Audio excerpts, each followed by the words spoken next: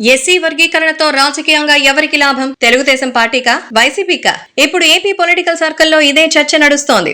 SC వర్గీకరణను సమర్థిస్తూ supreme court కీలక తీర్పిచ్చింది. దీన్ని ఖచ్చితంగా మాలలు వ్యతిరేకిస్తారు, మాదిగలు స్వాగతిస్తారు. ఎస్సీ రిజర్వేషన్స్ లో సింహభాగం ప్రయోజనాలను మాలలు పొందుతున్నారని, మెజారిటీ సామాజిక వర్గంగా ఉన్న మాదిగలకు అన్యాయం జరుగుతోందని, అందుకే ఎస్సీ వర్గీకరణ చేసి న్యాయం చేయాలని మాదిగలు దశాబ్దాలుగా పోరాటం చేస్తున్నారు.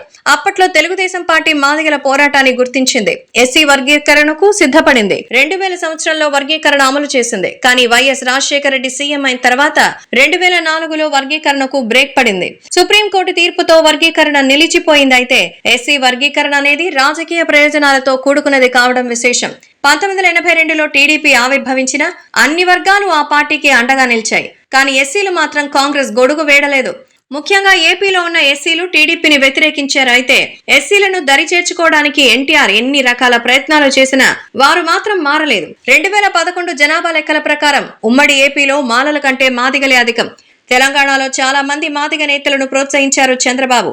రాజకీయంగా కూడా టికెట్స్ ఇచ్చి కీలక పదవులు ఇచ్చారు. దీంతో ఎస్సీల్లో చీలిక తెచ్చి రాజకీయ ప్రయోజనాలని పొందగలిగారు అనేటువంటిది ఓ రకమైనటువంటి మాట వినపడింది.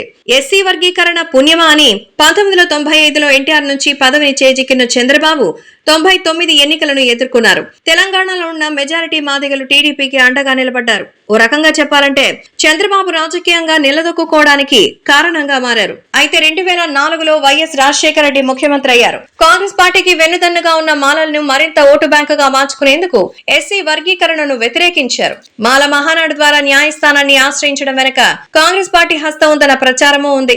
అప్పట్లో ఎస్సీ వర్గీకరణ రద్దు చేస్తూ సుప్రీంకోర్టు తీర్పు ఇచ్చింది. వైసీపీ ఆవిర్భావంతో మెజారిటీ మాలలు జగన్ కి జై కొట్టారు. 2019 ఎన్నికల్లో ఎస్సీ నియోజకవర్గాల్లో అసలు టీడీపీ గెలవలేదు. కానీ ఈ ఎన్నికలలో ఎస్సీ ఎస్టీ నియోజకవర్గాల్లో సైతం టీడీపీ కూటమి అభ్యర్థులు విజయం సాధించారు.